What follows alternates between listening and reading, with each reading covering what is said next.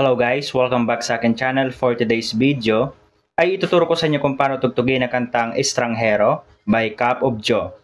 Pero bago tayo magsimula, kung hindi ka pa nakakapag-subscribe sa akin channel, please subscribe at paklik mo na rin yung notification bell para lagi kang updated kapag mayroon akong bagong upload. Simulan na natin. So para sa intro, ang mga chords na gagamitin natin dito ay dalawa. Una ay C, next ay G. Bali, i-play natin siya ng 4 times. At yung strumming pattern natin dito ay down, down, up, up, down, up. Play natin yung intro. 1, 2, 3, go!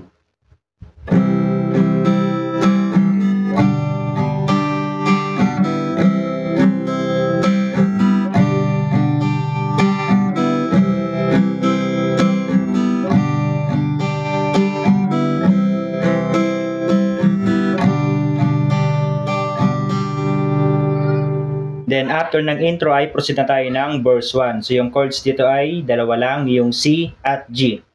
At yung strumming pattern niya ay same pa din. Kaya ngayon play natin yung verse. 1, 2, 3, go!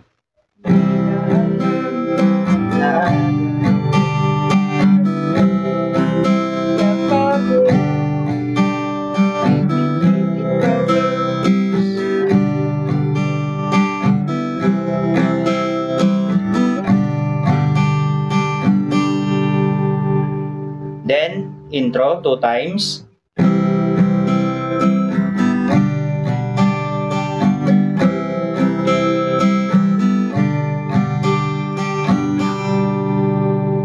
Then, after ng intro ay verse 2 na. So, ngayon play natin siya. 1, 2, 3, go!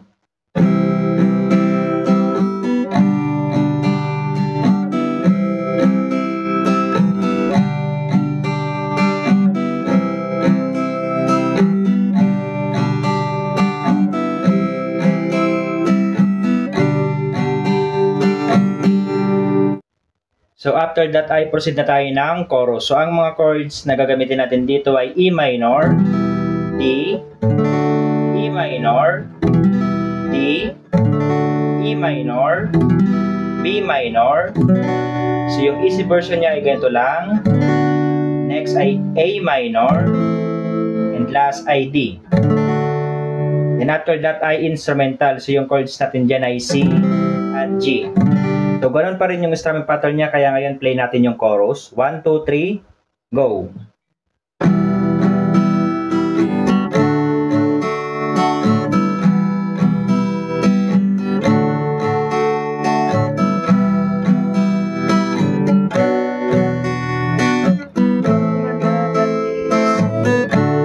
Minamahal kong Estranghero.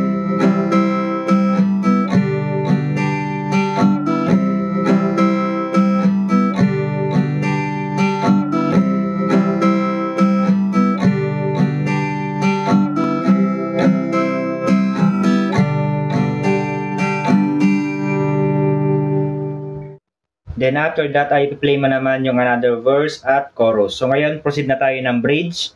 So yung chords natin dito ay C, G, E minor, D, C, G, B minor, at D. So same pa rin yung kanyang strumming pattern, kaya ngayon play natin yung bridge. 1, 2, 3, go!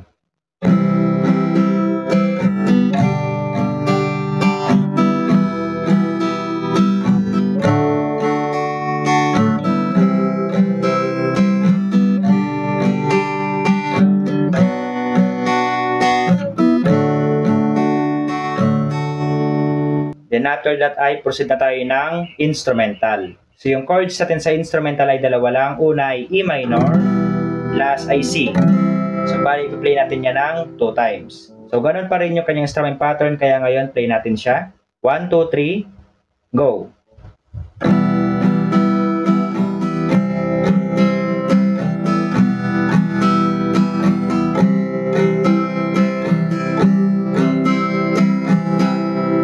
And after that ay play mo na yung last chorus. So ganun lang tugtugin ang kantang Estranghero. Kaya kung nagustuhan mo, please like and share this video. Maraming salamat po sa panonood and enjoy!